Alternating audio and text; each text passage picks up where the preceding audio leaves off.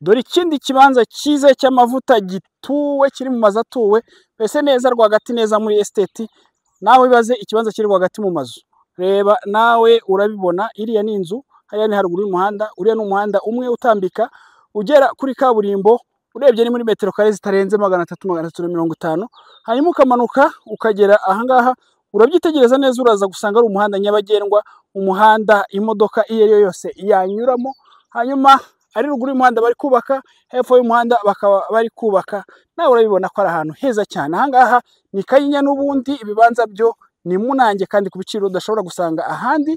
Iki cyo kiri hagati mu mazu nyabagendwa ndakiguhera miliyoni 11. Nubibona uraza gusanga ari ikibanza mu by'ukuri cyiza, metero kare 315.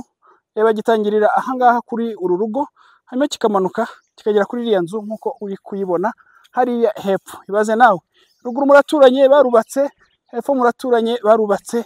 Reba kano gakonoshi, aka ngaka ni ak'umuturanyi w'umuzimya muriro, urabibona neza.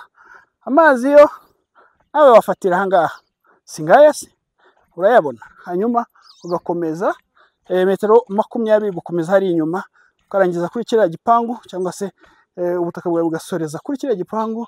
Harimo n'akazu, aka ko nta kintu wagakoresha, ariko nk'uko ubibona ni ibintu by'ukuri wahita ukoreraho. Dore inyuma uturanye n'abandi baturanyi, hariya amazu yose ari kubakwa, usibye ko n'ibibanza byose biri kubakwa. Amashanyarazi, ipoto ngiriya nawe wafatiraho, ndetse n'iyi ngiyi wafatiraho. So iki kibanza rero urabibona ko ari amavuta miliyoni 11. Ni ahantu mu by'ukuri udakeneye no gusiza, kubera ko harareshya n'umuhanda.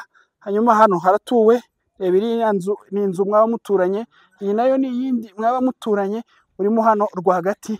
Nawe niba ushaka kubaka gisirimu, ushaka kubaka ubu ngubu udategereje kuzabikora ejo cyangwa ejo bundi, dore igurira iki ngiki ni Mutation Express. Nugura barahita gukorera mutation, nta n'ibyo kujya kwishyura ibikorwa remezo. Aha ni muri site autobatiri n'automatique, kubera ko nyine uguze muri site yaciwe na leta. Ahantu bahita i Kanyinya, uvuye mu mujyi wa Kigali ni muri mu minota 10-15 uvuye Nyabugogo neza neza mu modoka yawe. Hari icyapa ruguru hariya muri metero 400 cyangwa se 350 kuri kaburimbo, ukaba wamanuka hano muri quartier wigendera n'amaguru, cyangwa se ukazana n'imodoka yawe niba uyifite. So aha rero hagura uyu munsi n'ibintu byoroshye.